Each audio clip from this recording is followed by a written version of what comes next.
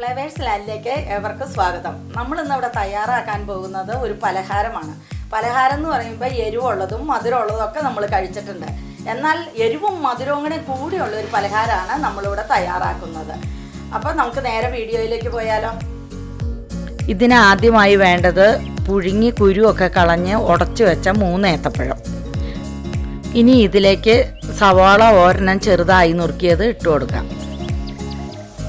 ഒരു പച്ചമുളക് ചെറുതായി നുറുക്കിയത്, ഒരു ചെറിയ കഷ്ണം ഇഞ്ചി, ഒരു തണ്ട് കറിവേപ്പില, മല്ലിയില നുറുക്കിയത്, മുളക് പൊടി 1 സ്പൂൺ, മഞ്ഞൾപ്പൊടി 1/2 സ്പൂൺ, ഉപ്പ് പാകത്തിന്. ഇതെല്ലാം കൂടെ ചേർത്ത് നന്നായിട്ട് നമുക്കിതൊന്ന് കുഴച്ചെടുക്കാം. ഇത് കൈവച്ച് കുഴക്കണതാണ് ഏറ്റവും നല്ലത്. സ്പൂണ് വെച്ച് വേണമെങ്കിൽ കുഴക്കാം, പക്ഷെ അത്രയും അങ്ങോട്ട് നല്ലോണം ആയി വരില്ല. ഇനി നമ്മുടെ കൂട്ടിനൊരു മുറുക്കം വരുന്നതിനായിട്ട് 3 സ്പൂൺ ബ്രെഡ് ക്രംസ് കൂടി ഇട്ട് നന്നായിട്ട് മിക്സ് ചെയ്തെടുക്കാം.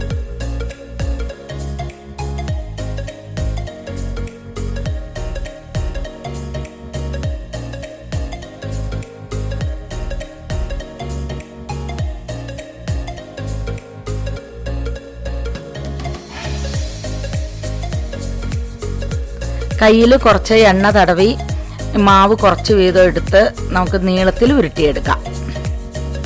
ഇത് നീളത്തിൽ തന്നെ ഉരുട്ടണമെന്നൊന്നുമില്ല. കട്ട്ലേറ്റിൻ്റെ ഷേപ്പിലോ അല്ലെങ്കിൽ ബോൾസായിട്ടോ എങ്ങനെ വേണമെങ്കിലും കുട്ടികൾക്കൊക്കെ ഇഷ്ടപ്പെടുന്ന രീതിയിൽ നമുക്ക് ഉണ്ടാക്കിയെടുക്കാം. ഇതിപ്പോൾ ബനാന ഫിംഗർ ആയതുകൊണ്ട് നമുക്ക് നീളത്തിൽ തന്നെ ഉരുട്ടിയെടുക്കാം.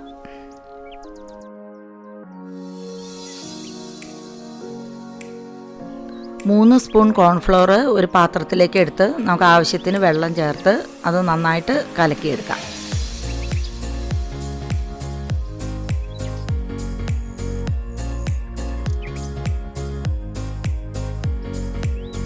ഇതിനായിട്ട് ഇനി ബ്രെഡ് ക്രംസ് ആണ് വേണ്ടത്.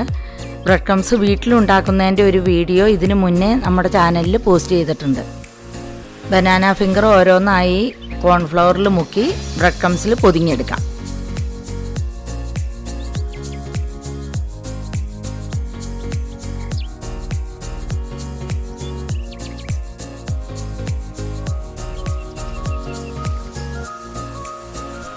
ഒരു പാനിൽ ആവശ്യത്തിന് എണ്ണ ഒഴിച്ച് ചൂടാക്കി നമുക്കിത് വറുത്തെടുക്കാം.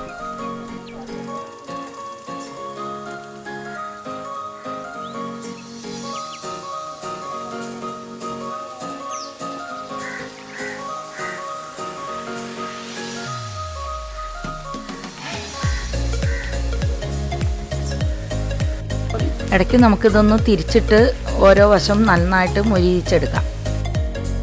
ഇത് പാകമായിട്ട് വന്നിട്ടുണ്ട്. നമുക്കിത് കോരി മാറ്റാം.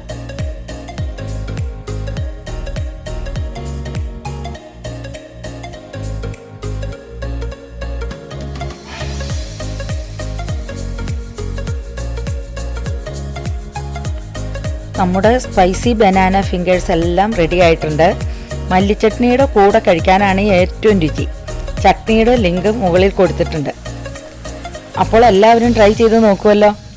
അടുത്ത ആഴ്ച പുതിയൊരു വീഡിയോയുമായി വീണ്ടും കാണാം.